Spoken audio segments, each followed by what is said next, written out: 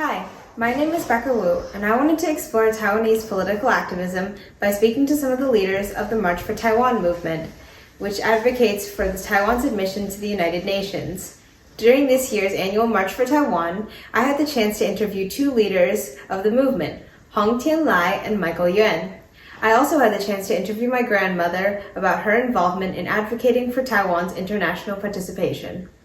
Hi, I'm doing an interview today about the march and about your experiences with political activism in Taiwan. So, to start, what's your name and where from Taiwan are you from? Yes. My name is Hong Tian-lai.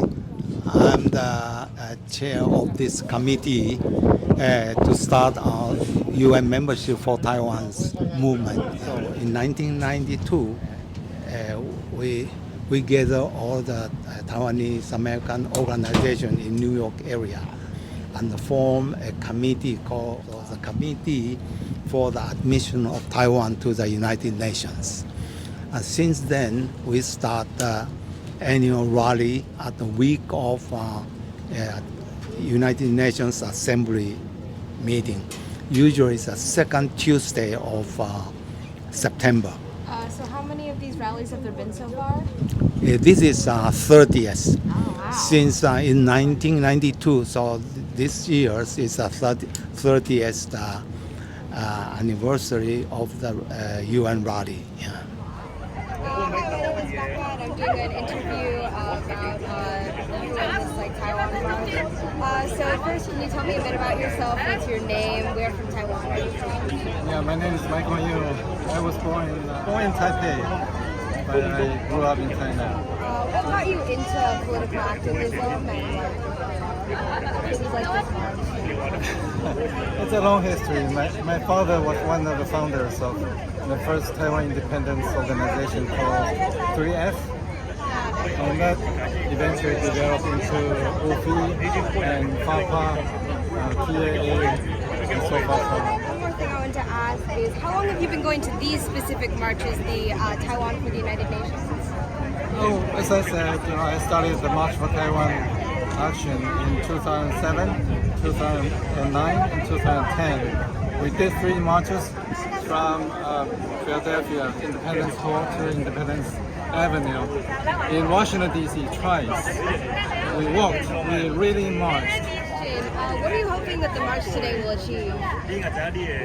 Well, we want American people to know that Taiwan is not part of China. Not only that, Taiwan is supposed to be an independent country which is qualified for a seat in the UN. And we need everybody's support. And most important to me is to rectify Taiwan's name and constitution to make it a Taiwan Republic. And we should have the flag of Taiwan and passport of real Taiwan, not with Republic of China on there. Hi, Emma. I wanted to ask you, how are you personally involved in the March for Taiwan regarding Taiwan's admission to the UN? During the 1993 March for Taiwan, I organized a group of 10 Taiwanese young women dressed like the Statue of Liberty on a float.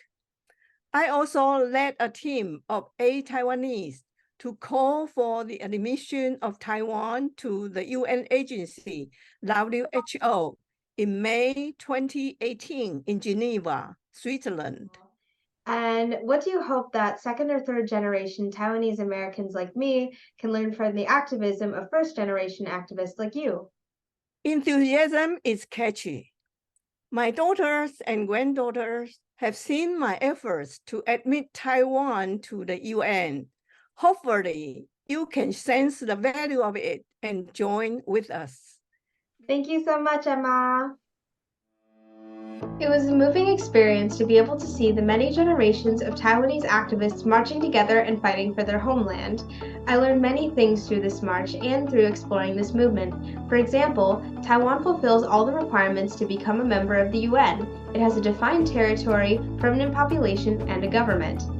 I hope that the current and future generations of Taiwanese Americans can follow in the footsteps of first-generation Taiwanese immigrants in fighting for their homeland and speaking up for causes they care about. In the meantime, I hope that this experience of marching will not be my last.